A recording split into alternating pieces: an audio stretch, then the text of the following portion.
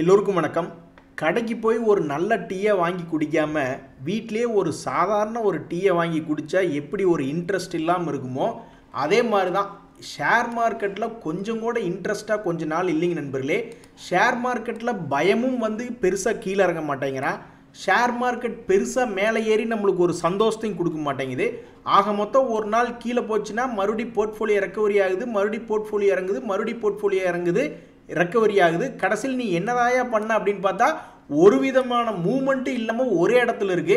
இப்படி இருந்தால் எப்படிங்க சந்தோஷம் வரும்?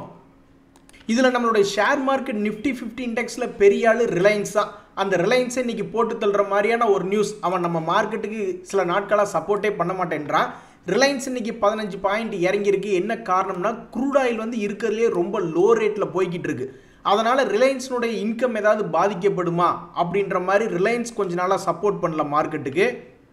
ஒரு நாணயத்துக்கு 2 பக்கம் இருக்குது அப்படின்ற மாதிரி ஒரு நல்ல நியூஸ் அப்படின்றது ஒருத்தருக்கு வந்தால் அது இன்னொருத்தருக்கு கெட்ட நியூஸ் அமையுது. ஸோ க்ரூட் ஆயில் விலை கீழே இறங்கிட்டு இருக்கு அப்படின்னு நிறைய பெயிண்ட் கம்பெனிகளுக்கு, மற்ற ரா மெட்டீரியலாக வச்சிருக்கக்கூடிய நிறைய கம்பெனிகளுக்கு அது நல்லதாக பாசிட்டிவாக பார்க்கப்பட்டாலும் இந்த ஆயிலை பேஸ் பண்ணி பிஸ்னஸ் பண்ணி கொண்டு இருக்கக்கூடிய நிறைய கம்பெனிகள் ஓஎன்ஜிசி இப்போ தான் ஒரு சந்தோஷமான நியூஸ் விட்டான். கோதாவரி படுகையில் புதுசாக நாங்கள் க்ரூட் ஆயிலை கண்டுபிடிச்சிருக்கோம். அதுக்கப்புறம் இது குப்பரை தான் படுத்து கிடக்கு. அதுக்கு காரணம் க்ரூட் ஆயிலுடைய விலை இறங்கினங்காட்டி தான். அதே மாதிரி இப்போ இந்த ஆயில் இண்டியா அவனு ஒரு 4% காலி. நல்ல வேலை ரிலையன்ஸ் இந்த மாதிரி 4% 5% இறங்கலையே அப்படின்னு சந்தோஷப்பட்டுக்கணும். அவன் இறங்கியிருந்தான்னா மார்க்கெட்டையே ஒரு 100 பாயிண்ட்டுக்கு மேலே குப்பரப்படுக்க வச்சுருப்பான். சமீபத்தில் செபியினுடைய சீஃபை கார்னர் பண்ணி பல்வேறு இடங்கள்ல இருந்து அட்டாக் அப்படின்றது வந்து கொண்டு இருக்கிறது.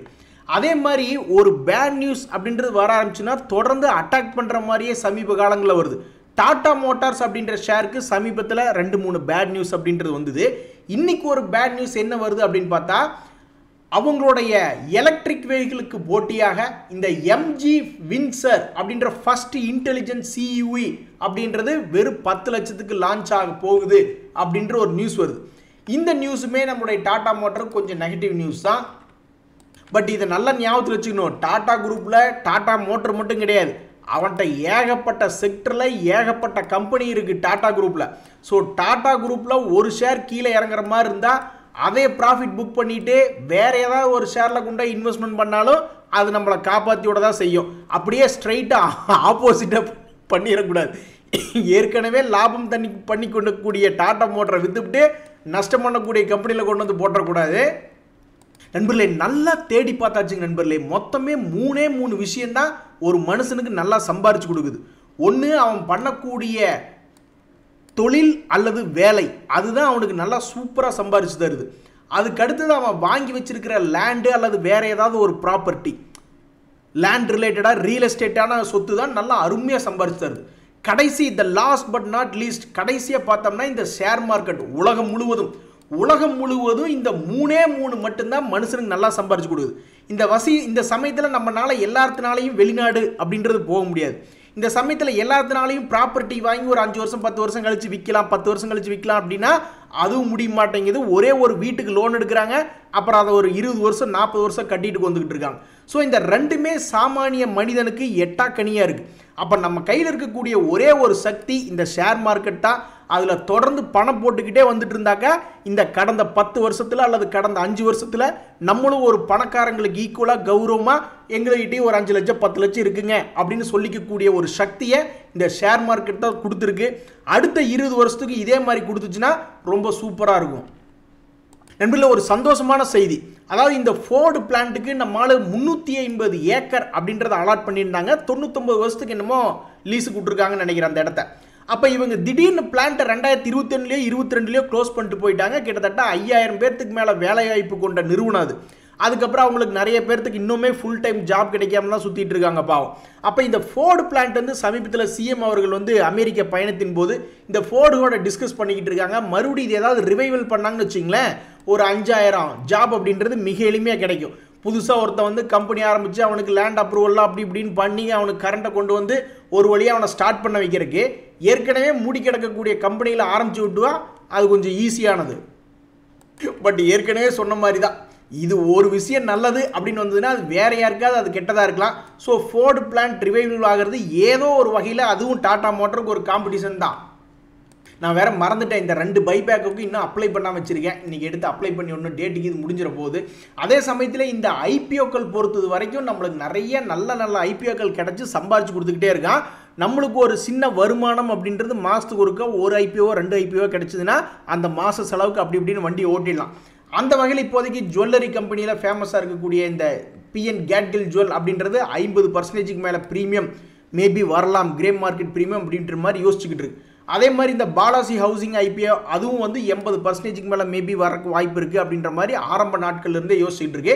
மற்ற 2 பேர்த்த பற்றி நான் பேச விரும்பல, சிம்பிளி வேஸ்ட் அப்படின்னு ஒரு கட்டத்தில் செந்தில் அவர்கள் சொல்லுவார். அது மாதிரி நல்ல விஷயங்கள் 2 இருக்கும்பொழுது அதுக்கு சுமாராக இருக்கக்கூடிய விஷயங்களை பேசிட்டு அப்படின்ற மாதிரி நான் அதை விட்டுட்டேன். ஸோ இந்த ஸ்ரீ திருப்பதி ஐபிஓ யாருக்கெல்லாம் வந்து அலர்ட் ஆயிருக்கு அப்படின்றத தெரியப்படுத்துங்க. மேபி அது இந்த வாரத்தில் ஒரு சந்தோஷமான நியூஸை கொடுக்கலாம். நண்பர்களே, ஷேர் மார்க்கெட்டில் நம்மளால ஒரு பேங்க் வட்டி கூட சம்பாதிக்க முடியலனா அப்புறம் எதுக்கு ஷேர் மார்க்கெட்டில் நம்ம ரிஸ்க் எடுத்துகிட்டு இருக்கணும் அப்படின்றத என்னுடைய கருத்து. நீங்கள் நினைக்கலாம், இந்த மார்க்கெட் மேல் நோக்கி வந்துட்டதுனால தியாகு ஒரு மாதிரி பேங்க் வட்டி விட அதிகமாக சம்பாரிச்சிருப்பாப்ல, அதனால இந்த பேச்சு பேசுகிறாப்ல அப்படின்ற மாதிரி நீங்கள் நினைக்கலாம். அப்படி கிடையாது. ஷேர் மார்க்கெட் வந்து நம்மளுக்கு உதவி செஞ்சு நம்மளுடைய பணத்தை மேல் நோக்கி கொண்டு வந்து உச்சத்தில் வச்சிருக்கு. ஆனால் இப்போ கூட நீங்கள் வந்து லாபத்தில் யாராவது ஒருத்தர் இல்லை அப்படின்னா அப்புறம் மார்க்கெட்டுக்கு இப்போ கீழே இறங்கிச்சுன்னு வச்சுங்க, ஒரு வேளை ஒரு 6 மாதத்துக்கு 3 மாதத்துக்கு இந்த வருஷம் பூரா, ஏன்னா இந்த வருஷமே நல்லா மேலே வந்துடுச்சே மார்க்கெட்டு, அப்போ இன்னொரு 3 மாதத்துக்கு சும்மா இருப்போம் அப்படின்ற மாதிரி நீ டிசம்பர் சீசனில் கிறிஸ்துமஸ்லாம் வந்துட்டு ஃபாரினர்ஸ் ப்ராஃபிட் புக் பண்ணுவாங்க அப்படின்ற மாதிரி ஆரம்பிச்சிருவாங்க. அப்போ இன்னுமே மார்க்கெட் கீழே இறங்குச்சுன்னா அப்போ அது உங்களுக்கு வேஸ்ட்டு தானே. அதுக்கு மியூச்சுவல் ஃபண்டில் பணத்தை போட்டுட்டு 2 பேர் போர்ட்ஃபோலியோ மேனேஜர்ஸை எங்களுடைய வேலையாட்கள் அப்படின்ற மாதிரி சொல்லி அவங்ககிட்ட வேலை வாங்கி நம்ம சம்பாரிச்சுட்டு போயிடலாமே. நிறைய இடங்களில் நான் கார்ப்பரேட் கம்பெனிஸில் பார்த்துருக்கேன், ஒரு ஐடியா ஒர்க் அவுட் ஆகலைன்னா அதை மொத்தமாக முடிச்சுட்டு முதல்ல இருந்து ஆரம்பிங்க, மறுபடி பிளானை கரெக்டாக போடுங்க அப்படிம்பாங்க. ஸோ ஷேர் மார்க்கெட்டில் உங்களுடைய டைரக்ட் ட்ரேடிங் அக்கௌண்ட்டில் மார்க்கெட் உச்சத்தில் இருக்கக்கூடிய இந்த சமயத்திலே லாபம் வரல அப்படின்னா மறுபடி கோட்டை அழிச்சிட்டு முதல்ல கொண்டு மியூச்சுவல் ஃபண்டில் ஒரு நல்ல பணத்தை சேஃப்டி பண்ணிவிட்டு அடுத்தவங்ககிட்ட வேலை வாங்கிட்டு அதுக்கப்புறம் தான் நீங்கள் மறுபடியும் உங்களுடைய ட்ரேடிங் அக்கௌண்ட்டில் பில்ட் பண்ணணும் அப்படின்றது என்னுடைய கருத்து. ஸோ மார்க்கெட் இறங்குறப்ப நம்ம சம்பாரிச்சதுலேருந்து கீழே கொஞ்சம் இறங்குனா தப்பு கிடையாது, அல்லது நம்ம சம்பாரிச்சுக்கிட்டே இருந்தாலும் தப்பு கிடையாது. பட் மார்க்கெட் உச்சத்தில் இருக்கும்போது நம்ம நஷ்டத்தில் இருந்தோம்னா நம்ம ஏதோ ஒரு தப்பு பண்ணுறோம் அப்படின்ற மாதிரி தான் அர்த்தம். அந்த தப்பை உடனடியாக சரி பண்ணிக்கணும். இந்த சமயத்தில் வந்து எந்த ஷேரை பார்த்தாலும் கொஞ்சம் கீழ் நோக்கி இறங்குற மாதிரி தெரிஞ்சதுன்னா அது பெரிய ஷேர் தான், மாருதி எல்லாம் பெரிய ஷேர் தான். பட் இருந்தாலும் அந்த ஷேரையும் பார்க்கும்பொழுது கொஞ்சோண்டு பயம் வரத்தான் செய்யும். இன்னைக்கு மாருதி அப்படின்ற ஷேர் பெருசாக இறங்கல, வெறும் 3 ரூபா தான் இறங்கியிருக்கான். ஆனால் சமீபத்தினுடைய அதனுடைய பேட்டர்ன் அப்படின்னு பார்க்கும்பொழுது இந்த ஷேர் எப்பெல்லாம் இந்த 12,200 அப்படின்ற ரேஞ்ச் வரானோ அப்பெல்லாம் இம்மிடியேட்டாக அப்படியே யூ டர்ன் போட்டு மேலே 13,200 ஒரு ஷேருக்கு வந்து 1000 ரூபாய் அப்படின்றது மேல் நோக்கி ஏறான். இதுதான் வந்து மிக விரைவாக அந்த ஷேர் அப்படின்றது தொடர்ந்து பண்ணிக்கொண்டே இருக்கு. இதே கரெக்டாக கணக்கு போடுறது ஈஸி தான், பட் பிடிக்கிறது ரொம்ப கஷ்டம். இதே கரெக்டாக பிடிச்சிருந்தாவே கிட்டத்தட்ட இந்த 6 மாதத்துக்குள்ள 2024 கணக்கு பார்த்தோம்னா ஆல்மோஸ்ட் 40%, பட் அந்த மாதிரி பிடிக்கிறதெல்லாம் ரொம்ப கஷ்டம். ஸோ இந்த ஷேர் இப்போ பார்க்கும் பொழுது நம்மளுக்கு என்ன தோணும், ஒருவேளை இங்கே சப்போர்ட் எடுக்கலைன்னா அடுத்தது இனி என்னப்பா கீழே 10,000 ரூபாய்க்கு இது போயிடுவானா அப்படின்ற மாதிரி நம்ம மனசில் தோணும். ஸோ இறங்குற ஷேர் எந்த ஷேரை பார்த்தாலும் நம்மளுக்கு பயமாக தான் தெரியும். இந்த மாருதி ஷேருமே வந்து ப்ரீவியஸ் லோ ப்ரைஸஸ் எல்லாம் எவ்வளோ தூரம் போயிருக்கா அப்படின்ற மாதிரி நம்ம பார்க்க ஆரம்பிச்சிருவோம். ஸோ நம்மளை பொறுத்த வரைக்கும் கீழிருந்து மேலே ஏறக்கூடிய பங்குகளாக பார்க்கணும், அல்லது மேலிருந்து ஏறி மேலேயே போயிட்டு இருக்கக்கூடிய பங்குகளாக பார்க்கணும். ஒரு உதாரணத்துக்கு இந்த ஐடிசி அப்படின்ற பங்கு பார்த்தோம்னு வச்சுங்களேன், அவன் மேலே இருந்து மேலேயே ஏறிட்டு இருக்கான். ஸோ 500 ரூபாய்க்கு மேலே ஒரு மாதிரி பாசிட்டிவாக போயிட்டு இருக்கான். இவன் மறுபடியும் எங்காவது 470 ரூபா அப்படின்ற மாதிரி சாபக்கேடை வாங்கி 440 வந்ததுனா தான் நம்மளை பொறுத்த வரைக்கும் வீக் அப்படின்றது. ஸோ அப்படி இல்லாமல் தொடர்ந்து மேல் நோக்கி போய்கிட்டே இருந்தால் இந்த மாதிரி ஒன்றா மேல் நோக்கி ஏறிக்கொண்டிருக்கக்கூடிய பங்குகள்லையோ அல்லது கீழிருந்து மேல் நோக்கி திரும்பி போகக்கூடிய பங்குகள்லையோ நம்மளுடைய முதலீடு இருந்ததுன்னா நம்மளுக்கு கொஞ்சம் பயம் அப்படின்றது கம்மியாக இருக்கும். அட பாவி பூனாவாளா, நீ பண்ணுறதெல்லாம் நியாயமே இல்லை தெரியுமா அப்படின்ற மாதிரி இந்த ஷேர்லாம் மேல் நோக்கி ஏறி வந்ததுன்னா நம்மளுக்கு பார்க்கறதுக்கு சந்தோஷமாக தான் இருக்கும். இதுக்கு முன்னாடியே 2023 இந்த வேலையை தான் பண்ணிக்கிட்டு இருக்கா. இந்த 320 ரூபா ரேஞ்சில் சப்போர்ட் இருந்தால் 500 ரூபா வரைக்கும்லாம் போகிறான். ஸோ இந்த முறை 2வது முறை அப்படி இப்போ 394 ரூபாயிலிருந்து 494 ரூபா வந்தால் சந்தோஷமாக தான் இருக்கும். இருந்தாலும் அவன் பண்ணுற வேலை சரியில்லை. மார்க்கெட் உச்சத்திலேருந்து கீழே இறங்கிட்டு இருக்கு. இவன் முதல்லையே மார்க்கெட்டுக்கு முன்னாடியே இறங்கிட்டான். அப்போ மார்க்கெட் கீழே இறங்கும் போது இவன் மேல் நோக்கி தானே வரணும். மார்க்கெட் மேலே வரும்பொழுது நாங்கள் இறங்குவோம், மார்க்கெட் கீழே இறங்கும்போது இன்னுமே கொடூரமாக இறங்கும் அப்படின்ற மாதிரி இருக்குது சில ஷேர்கள்லாம். நண்பர்களே, இந்த அமெரிக்கா மார்க்கெட் நம்மளை ட்ராப் பண்ணுதா இல்லை நம்மளுக்கு ஏதாவது உதவ போகுதா அப்படின்றது தெரில. நேற்றே வந்து மார்க்கெட் வந்து கொஞ்சம் மொமெண்டம்ல இருந்தான், ஆனால் இன்னைக்கு பார்த்தா கடைசியில் கீழே இறங்கிட்டான். ஸோ இது இன்னும் செல் அண்ட் ரைஸ் அப்படின்றதுக்கு வரல. அதாவது கொஞ்சம் மேல் நோக்கி மார்க்கெட் ஏறிச்சுன்னா வித்து விட்டுருங்க அப்படின்ற கண்டிஷனுக்கு இன்னுமே வரல. என்ன காரணம்னா அமெரிக்காவில் இன்னும் ஒரு நியூஸ் வந்துக்கிட்டு தான் இருக்குது அடுத்த வாரம் வரைக்கும். ஆக மொத்தம் இந்த அமெரிக்காக்காரன் அவனுடைய ஷேர் மார்க்கெட்டை வச்சுக்கிட்டு மற்ற உலகத்தில் இருக்கக்கூடிய ஷேர் மார்க்கெட்டுகளை வச்சு செஞ்சுக்கிட்டு இருக்கான். இந்த சமயத்தில் வந்து நம்மளுக்கு எஃப்ஐஎஸ்னுடைய டேட்டா ரொம்ப ஆச்சரியகரமாக இருக்குது.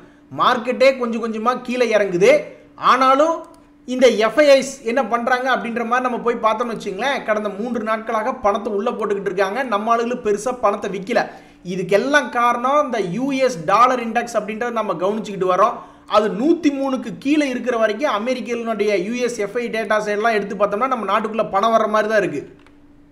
பட் இருந்தாலும் அம்மஞ்சல்லிக்கு பிரயோஜனம் இல்லையா அப்படின்னு வடிவேலு அவர்கள் சொல்கிற மாதிரி நீங்கள் போட்ட பணம் எல்லாமே கும்பா குட்டி பணம் தாயா அப்படின்ற மாதிரி இருக்குது. நண்பர்களே, இந்த அஸ்ட்ரா மைக்ரோவேவ் அப்படின்ற கம்பெனிலாம் வச்சுருந்தீங்கன்னா இன்றைக்கி கொஞ்சம் சந்தோஷம் தான். ஏன்னா அவங்க ப்ரீமியர் எக்ஸ்ப்ளோசிவோட ஒரு மெமரண்டம் ஆஃப் அண்டர்ஸ்டாண்டிங் போட்டிருக்காங்க ஒரு பிஸ்னஸ்க்கு அப்படின்ற ஒரு நியூஸ் வந்தோடனே இந்த 2 ஷேருக்குமே இன்றைக்கி ஓரளவுக்கு பாசிட்டிவ் மொமெண்டம் தான். இனி வரக்கூடிய நாட்களில் எப்படி அப்படின்றத பொறுத்து இருந்து பார்க்கணும். இந்த இன்ஃபிபீமா நியூஸ் அப்படின்ற ஷேர் யாராவது வச்சுருக்கீங்களா? அதில் வந்து இன்றைக்கி ஸ்பின் ஆஃப் அப்படின்ற ஒரு காரணத்தினால அந்த ஷேர் கொஞ்சம் டவுனில் தான் இருந்திருக்கும். இந்த இஸ்மோ அப்படின்ற ஷேரை வந்து நீங்கள் சாதாரணமாக நினச்சிக்காதீங்க. இன்றைக்கி காலையிலிருந்தே 5% அப்பர் ப்ரைஸ். என்ன காரணம்னா அவங்ககிட்ட இருந்து வந்த ஒரு பிஸ்னஸ் நியூஸ் தான். இந்த செமிகண்டக்டர் அப்படின்ற பேரை எழுதி போட்டாவே பல பங்குகள் வந்து கடந்த காலங்களில் செமிகண்டக்டருன்னு ஒரு நல்ல பிளான்ட் கிடைக்கல. அந்த மாதிரி பெரிய ஆளுங்க வந்து இப்போ டாடா குரூப்போட செமிகண்டக்டரில் இறங்கியிருக்கு, ஆனால் அதுக்கு உண்டான கரெக்டான கம்பெனி இல்லை. அதானி குரூப் இறங்கியிருக்கு, பட் அது வந்து அதானி என்டர்பிரைசஸ் அப்படின்ற பேரில் செமிகண்டக்டர் போகும். ஸோ பொதுவாக செமிகண்டக்டர்னு எழுதி போட்டாவே சமீப காலங்களில் சில ஷேர்கள் ஏறிக்கொண்டிருந்தா, அந்த வகையில் இந்த இஸ்மோ அப்படின்றது செமிகண்டக்டர் ரிலேட்டடான நியூஸை வச்சுக்கிட்டு இன்றைக்கி 5% மேல் நோக்கி ஏறி வந்துட்டா. இவனு சாதாரண ஆள் கிடையாது. ஒரு வருஷத்தில் பார்க்கும்போது 100% மேலே சம்பாரிச்சு கொடுத்துருக்கான். ஆயில் இண்டியாவுக்கு இன்றைக்கி காலையிலேயே நல்ல நியூஸ் வந்துச்சு, இருந்தாலும் அவன் கீழே தான் இறங்கியிருந்தான். அதுக்கு முக்கிய காரணம் அவனுடைய பேஸ் க்ரூட் ஆயில் அப்படின்றதுனுடைய விலை கம்மியானதான் காரணம். நண்பர்களே, இங்கே பார்த்தீங்களா, ஒரு கதவை அடைத்தால் இன்னொரு கதவை திறந்து விடுவோம் அப்படின்ற மாதிரி டாடா குரூப்பில் ஒரு ஷேருக்கு ஏதாவது பேட் நியூஸ் வந்துச்சுன்னா இன்னொரு குரூப் ஷேர் வந்து டபக்குன்னு மேலே வந்துடுவான். இந்த டாடா ஸ்டீல் ஷேரில் அப்பப்போ ஒரு நியூஸ் வந்துக்கிட்டே இருந்தது. யூகே கவர்மெண்ட்டிகிட்ட இருந்து அவங்களுக்கு கொஞ்சம் கடன் கிடைக்க போது, அதை வச்சு அவங்க ஸ்டீல் பிளான்ட்டை ரன் பண்ணுவாங்க அப்படின்ற மாதிரி நியூஸ் வந்துக்கிட்டே இருந்தது. இப்போ அதிலிருந்து இன்னும் கொஞ்சம் ப்ராக்ரஸ் ஆகி கண்டிப்பாக லோன் கிடைச்சிரு அப்படின்ற மாதிரி ஒரு நியூஸ் வந்திருக்கு. இதை டாடா ஸ்டீலை ட்ரிகர் பண்ணி விட்டு ஒரு 200 ரூபா கொண்டு வந்ததுன்னா ரொம்ப சந்தோஷம் தான். அதே மாதிரி இப்போ நம்ம ஒரு 3 ஷேர் பார்க்க போகிறோம். சில ஷேர் நம்மளுக்கு வந்து ஆச்சரியத்தை கொடுத்துருக்கு. சமீபத்தில் ஐபிஓக்களில் வர்ற ஷேர்னுடைய ட்ரெண்ட் அப்படின்றது பார்த்தா இறங்கினா ஏறுறது தான். ஸோ இந்த ஆர்ஆர் கேபிள் அப்படின்ற ஷேர் சமீபத்தில் இறங்கினா 1300 ரூபா, மறுபடியும் 1900 ரூபா போனால் மறுபடியும் 1500 ரூபா பக்கத்தில் வந்தால் இப்போ இன்றைக்கி ஓரளவுக்கு நல்ல ஒரு 10% பக்கம் ஏறி இருக்கா. 1700 அப்படின்றது வந்துருச்சு. தொடர்ந்து அவன் ஒரு 2000 ரூபா வந்துச்சுன்னா இந்த ஷேர் வச்சிருக்கிறவங்களுக்கு சந்தோஷம் வரும். அதே மாதிரி தான் மற்ற ஐபிஓக்களுடைய ட்ரெண்டே வந்து எப்படி இருக்குன்னா, ஐபிஓ ஷேர்ஸ் கீழே இறங்கினா மறுபடியும் பவுன்ஸ் பேக் அவனுடைய ஓப்பனிங் ரேட்டுக்கு வர்றானு. அந்த வகையில் இந்த பிராஜ் அயன் அண்ட் ஸ்டீல் கம்பெனி 270 ரூபாயிலிருந்து வெறும் 200 ரூபா போயிட்டானுங்க. 70 ரூபா இறங்கிடுச்சு. அதுக்கப்புறம் பார்த்தோம்னா ஒரே மாதத்துக்குள்ள மறுபடியும் அவனுடைய பழைய ரேட்டு 270 ரூபா வந்துட்டான். எந்த ஒரு ஷேர் ஏறி வந்ததுக்கப்புறம் தான் நம்மளுக்கு தெரிய வரும். அந்த வகையில் இந்த பிரிசம் ஜான்சன் அப்படின்ற ஷேரையும் ஒரு குறிப்பிட்ட சப்போர்ட் ரேஞ்சில் பார்த்துக்கிட்டு இருந்தான். 160 ரூபா ரேஞ்சில் இருந்து இப்போ 232 ரூபாய்க்கு எகிரி ஓடி வந்துட்டான். இந்த சுமிட்டோமோ கெம் அப்படின்ற ஷேர் வந்து சமீபத்தில் என்ன ஆயிருக்கு அப்படின்னு பார்த்தீங்கன்னா, நல்ல ஒரு அருமையான பிளாஸ்ட் அவுட். இந்த பிளாஸ்ட் அவுட்டை சுற்றியே ஒரு மாதமாக ட்ரேட் ஆகிட்டு இன்றைக்கி மேல் நோக்கி ஏறி வந்ததுனால இன்றைக்கி நெகட்டிவில் க்ளோஸ் ஆகிருக்கான். அப்போ இவன் இந்த ஹையை தாங்கி பிடிச்சி நிறுத்துவானா? பொதுவாக இந்த மாதிரி மல்டி இயர் ஹையை தாண்டினா மேல் நோக்கி தான் போகணும். இப்படி ஒரு மாதமாக அந்த இடத்துல உட்காந்துக்கிட்டு இருக்க மாட்டானுங்க. அப்போ இவன் ஒரு ஃபெயிலியர் கேஸா இல்லையா அப்படின்றது இன்னொரு 6 மாதத்துக்குள்ளே தெரிஞ்சிடும். நண்பர்களே, இன்றைக்கி ஷேர் மார்க்கெட்டில் ஒரு சூப்பரான நியூஸ் சொல்லுங்கள். சூப்பர் டூப்பர் ஹிட்டுன்னா நம்மளுடைய பஜாஜ் ஆட்டோ தான். 4% மேல் நோக்கி ஏறி இருக்கா. மார்க்கெட்டே அங்கே சின்ன பின்னமாய் கீழே கிடைக்கல. அந்த நிஃப்டி 50 இண்டெக்ஸ்லேயே ஒரு நல்ல அருமையான டாப் கெய்னர் 4%னா பஜாஜ் ஆட்டோ ஷேர் தான். இந்த வருண் பெவரேஜஸ் எல்லாம் இன்றைக்கி 3.5% ஏறி இருக்கா. இது பற்றி நம்மளுக்கு தெரியாது இல்லை. இது போன்ற ஷேர்கள்லாம் இறங்குறதும் ஏறுறதும் கடைசியில் நெட்டாக பாக்கியில் ஏறி தான் இருப்பானுங்க. அது ஏயா குறைக்க போகிறீங்க, ஒரு 50 பைசா இல்லைன்னா 1 ரூபா அந்த மாதிரி பெட்ரோலுக்கு டீசலுக்கு குறைக்க போகிறீங்க. அதுக்கே ததுங்கினத்தோமா அப்படின்ற மாதிரி இந்த பிபிசிஎல் ஐஓசி ஷேர்லாம் ரொம்ப சுமாராக இருக்காங்க. இதுக்கு முக்கிய காரணம் ஒருவேளை பெட்ரோல் விலை குறைக்கப்படுமா, அதனால் அவங்களுடைய ப்ராஃபிட் மார்ஜினில் ஏதாவது இம்பேக்ட் வருமா அப்படின்ற ஒரு காரணம் தான். நண்பர்களே, ஒரு நண்பர் கேட்ட கேள்வி நியாயமான கேள்வி. இப்போ செபி வந்து சில சட்டத்திட்டங்களின்படியும் அவங்களுக்கு இன்ஸ்ட்ரக்ஷன் பண்றாங்க. நேஷனல் ஸ்டாக் எக்ஸ்சேஞ்ச் போன்ற 2 எக்ஸ்சேஞ்சுகளுக்கு பிஎஸ்சிக்கும் என்எஸ்சிக்கும் சில இன்ஸ்ட்ரக்ஷன் கொடுக்குறாங்க. அப்பர் ஃபீஸ் லோயர் ஃபீஸை இப்படி மெயின்டைன் பண்ணு அப்படின்ட்டு. ஒரு நண்பர் கேட்குறாரு, அது ஏங்க அந்த சுஸ்லான் கடந்த ஒரு வருஷமாக 5% அப்பர் ஃபீஸு லோயர் ஃபீஸ்லேயே இருக்குது, நிறைய ஷேர்களுக்கு 20%லாம் அப்பர் ஃபீஸ் விற்கிறாங்க, அது போய் ஹிட் ஆகிட்டே இருக்குது அப்படின்னா அப்புறம் என்ன ஆகும்னா அடிஷ்னல் சர்வைலன்ஸ் மெஷரில் கொண்டு வந்துட்டு 20 மறுபடியும் 5 அல்லது 10 அதை வந்து சில கண்டிஷன்ஸ், அது என்ன கண்டிஷன்ஸ் அப்படின்றது நம்மளுக்கு தெரியல, அந்த கண்டிஷன்ஸை பேஸ் பண்ணிடுறாங்க. அதுக்கப்புறம் அவங்க அதை அடிஷ்னல் சர்வைலன்ஸ் மெஷர்லையும் கொண்டு போய் வைக்கிறாங்க. அப்புறம் என்னைக்கும் அந்த ஷேர் வந்து ஏஎஸ்எம் விட்டு வெளியே வருதோ அப்போ மறுபடியும் அதையெல்லாம் 20% 10% அவங்களுடைய பழைய ரொம்பவுமே அதிகமான அப்பர் சர்க்கியூட் லோயர் சர்க்கியூட் கொண்டு வராங்க. அப்போ இந்த சுஸ்லானுக்கும் கடைசிக்கு ஒரு 20% அல்லது ஒரு 10% அப்பர் சர்க்கியூட் மாதிரி வச்சிருந்தா இவன் என்னைக்கே 100 ரூபாய் தாண்டி இருப்பானே அப்படின்ற மாதிரி கேட்குறாரு. அது நியாயமான கேள்விதான். ஆனால் அவ்வளவு டீட்டெயிலாக சட்டத்திட்டங்கள் எங்கே இருக்குது, எல்லாமே செபியினுடைய கண்ட்ரோல் தான் இருக்குது. செபி சொல்கிற லா படி தான் எக்ஸ்சேஞ்சு வந்து அப்பர் லோயர், சில ஷேர்ஸ்லாம் 2% இருக்குது அப்பர் லோயர் ஃபீஸ், அப்புறம் அதெல்லாம் என்னன்னு சொல்லுவீங்க. ஸோ நீங்கள் கேட்குற நியாயமான கேள்வி தான். ஏன் அது ஃப்ளக்சுவேட் ஆக மாட்டேங்குது, தொடர்ந்து 5%லேயே சுஸ்லானை பிடிச்சி வச்சிருக்காங்க அப்படின்றது தெரியல. அதுக்குண்டான சட்டத்திட்டங்கள் எனக்கு எப்போ கிடைக்குதோ அதை பற்றி படிச்சுட்டு உங்களுக்கு நான் தெரியப்படுத்துகிறேன். சரிங்க நண்பர்களே, இன்றைய தகவல் அனைத்தும் உங்களுக்கு உதவியாக இருந்ததுன்னா எனக்கு சந்தோஷம் தான். ரொம்ப நன்றி, வணக்கம்.